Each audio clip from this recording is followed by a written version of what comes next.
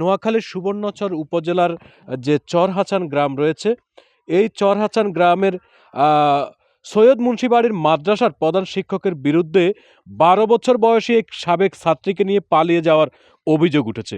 ঘটনার পরপর এলাকায় ব্যাপক উত্তেজনা ছড়িয়ে পড়ে। এক পর্যায়ে অজ্ঞাত ব্যক্তিরা এই মাদ্রাসাটিতে আগুন ধরিয়ে দেয়। আমরা যদি আপনাদেরকে দেখাতে চাই, সেটি হচ্ছে যে আপনাদেরকে আমরা দেখাচ্ছি যে এই মাদ্রাসায় আগুন দেওয়ার পরে কে বা কারা আগুন দিয়েছে আমরা আপনাদেরকে দেখাচ্ছি যে যে আল্লাহর যে কোরআন শরীফ পর্যন্ত পুড়ে ছাই হয়ে গেছে।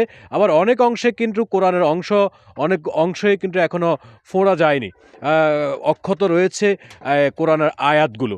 তো আমরা আপনাদেরকে পুরো মাদ্রাসার যে চিত্র আমরা এসে দেখেছি যে এখানে আগুন দেওয়ার পরে কিন্তু মাদ্রাসায় যে একবারও কিন্তু চিন্তা করে না যে এই মাদ্রাসায় এতগুলো আল্লাহ কোরআন রয়েছেন, কোরআন শরীফ বা কোরআন হাদিসের যে গ্রন্থ রয়েছেন সেই গ্রন্থগুলোর কি হবে। আমরা যদি আপনাদেরকে পুরো মাদ্রাসা ঘুরিয়ে দেখাতে চাই যে এই মাদ্রাসাটি আসলে এমনভাবে তারা জ্বালিয়ে দিয়েছে যে এই মাদ্রাসাতে প্রায় ৮০ থেকে ৮৫ জন ছাত্রছাত্রী রয়েছে, যাদের কোমলমতি শিশুরা তাদের ভবিষ্যৎটা এখন কিন্তু অন্ধকারের পথে। বছরের শুরুতে অর্থাৎ জানুয়ারি মাস থেকেই কিন্তু প্রত্যেকটা শিক্ষা প্রতিষ্ঠানেই শুরু হয় তাদের পাঠদান কার্যক্রম। এইখানে কিন্তু সেই পাঠদান কার্যক্রমের জানুয়ারির কয়েকদিনের মাথায় কিন্তু এই মাদ্রাসাতে শুরু হয়েছে শিক্ষার পাঠ কার্যক্রম। কিন্তু এখানে এই যে আগুন লাগিয়ে দিয়ে কিন্তু মাদ্রাসার যে কোমলমতি শিশু কিশোররা রয়েছে তাদের ভবিষ্যৎটাকে অন্ধকারে ঠেলে দিয়েছে দুর্বৃত্তরা। আমরা যদি আপনাদেরকে জানিয়ে রাখতে চাই, গতকাল বুধবার দুপুরে কিন্তু পুলিশ ঘটনাস্থল পরিদর্শন করেছেন।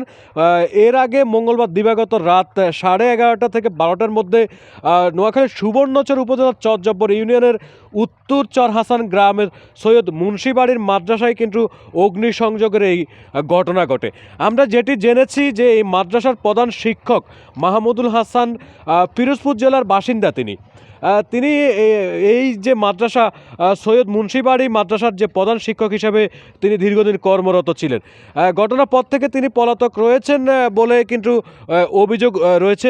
তো আমরা এখানে মাদ্রাসার যিনি প্রতিষ্ঠাতা রয়েছেন সভাপতি, আমরা ওনার সাথে কথা বলবো যে আসলে ওনার এই মাদ্রাসাতে কিভাবে আগুন লেগেছে বা এখন ওনাদের যে ছাত্রছাত্রীরা রয়েছে তাদের ভবিষ্যৎ কি, তাদের শিক্ষা কার্যক্রমের কি অবস্থা।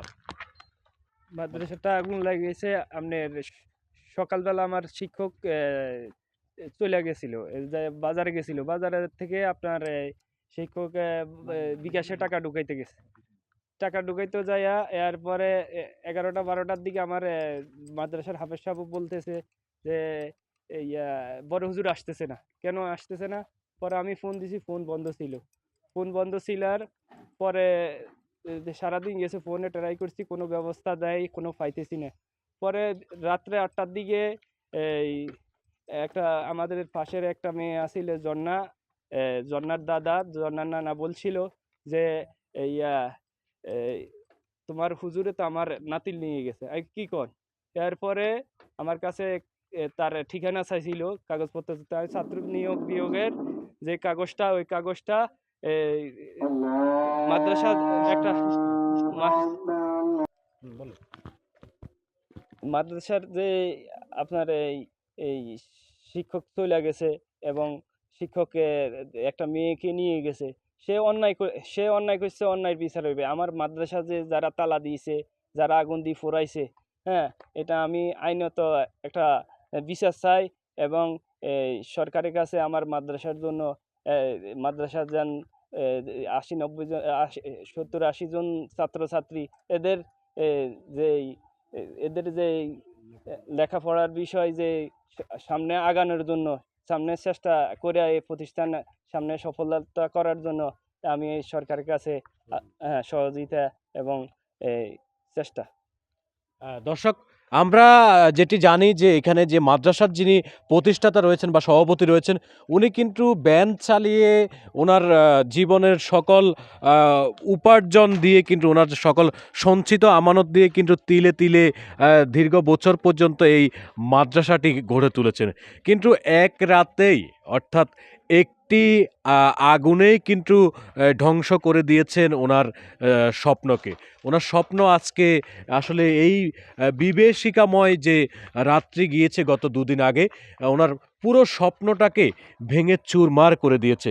আমরা যদি আপনাদেরকে পুরো মাদ্রাসা ঘুরিয়ে দেখাই যে আমরা এই মাদ্রাসাতে যে কোমলমতি শিশু কিশোররা রয়েছে, প্রায় 70-80 জন যে শিক্ষক 70-80 জন ছাত্রছাত্রী যারা রয়েছেন, তাদের কিন্তু ভবিষ্যৎটা কিন্তু পুরোটাই ধ্বংসর দ্বারপ্রান্তে।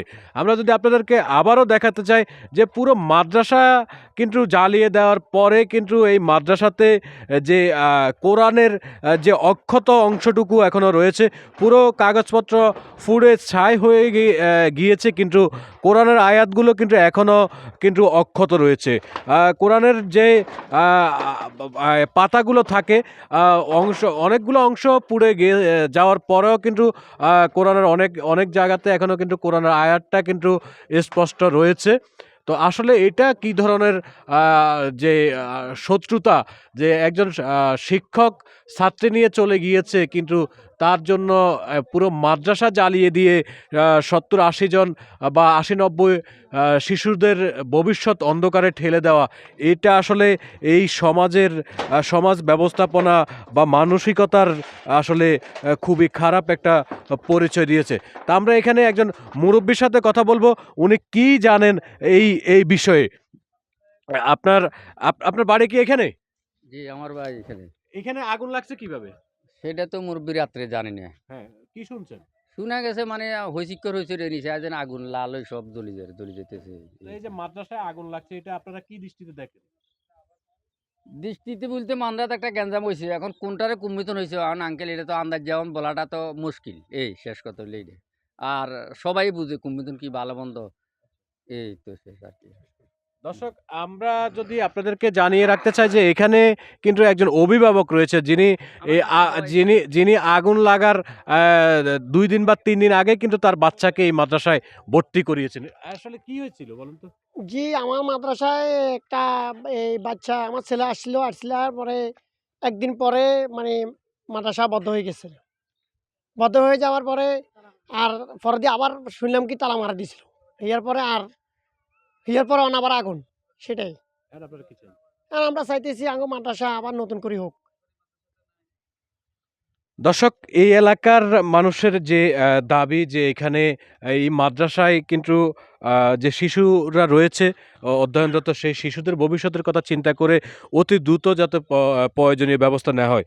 তো আমরা এতক্ষণ পর্যন্ত আপনাদেরকে দেখিয়েছি যে মাদ্রাসায় অগ্নিকাণ্ডের পরেও কিন্তু আল্লাহর যে কোরআন এবং কিতাবগুলি রয়েছে, সেগুলোর এখনও অনেক অংশই কিন্তু অক্ষত ছিল। আসলে এখানে যে দোষ করেছেন তার বিচার চাই এলাকার মানুষ। কিন্তু মাদ্রাসা জ্বালিয়ে দেওয়া, শিশুদের ভবিষ্যৎ অন্ধকারের দিকে ঠেলে দেওয়া, এটা আসলে একটি দুঃখজনক ঘটনা বা ন্যাক্কারজনক ঘটনা বললে চলে। তো এই এলাকাবাসী এবং মাদ্রাসার যে প্রতিষ্ঠাতা এবং সভাপতি, যিনি তার জীবনের সকল সঞ্চিত অর্থ দিয়ে ভ্যান চালিয়ে এই তিলে তিলে মাদ্রাসা গড়ে তুলেছেন, এবং মাদ্রাসাতে যে অন্যান্য শিক্ষকরা রয়েছেন, এলাকাবাসী, অভিভাবক, শিশুদের যে অভিভাবকরা রয়েছেন, সকলের দাবি প্রশাসনের কাছে যে এটি সুস্থ তদন্তের মাধ্যমে কিন্তু এই মাদ্রাসাতে যারা অগ্নিসংযোগ ঘটিয়েছে তাদেরকে অতি দ্রুত গ্রেপ্তার করে আইনের আওতায় আনার জন্য। দর্শক, আমরা ইতোমধ্যে কিন্তু চরজব্বর থানার যে অফিসার ইনচার্জ, ওনার সাথে আমরা মুঠোফোনে কথা বলেছি। উনি জানিয়েছেন যে এটি একটি মেয়ে সংক্রান্ত ঘটনাকে কেন্দ্র করে এই ঘটনা, এই কয়েকটি বিক্ষিপ্ত ঘটনা ঘটেছে, কিন্তু অগ্নিকাণ্ড কারা দিয়েছে বা কারা লাগিয়েছে সেটির সঠিক তথ্য এখন পর্যন্ত তাদের কাছে নেই। ইতোমধ্যে কিন্তু মাদ্রাসার প্রতিষ্ঠাতা থানায় লিখিত অভিযোগ দিয়েছেন, সেই অভিযোগটিও কিন্তু তদন্তাধীন আছেন। তদন্ত শেষে প্রয়োজনীয় আইনগত ব্যবস্থা নেবেন বলে চরজব্বর থানার অফিসার ইনচার্জ আমাদেরকে জানিয়েছেন। তো এই ছিল আমার কাছে নোয়াখালীতে যে ছাত্রীকে নিয়ে পালিয়ে যাওয়ার ঘটনায় মাদ্রাসায় অগ্নিকাণ্ডের যে সর্বশেষ। মোহাম্মদ সেলিম, মোহনা টিভি, নোয়াখালী।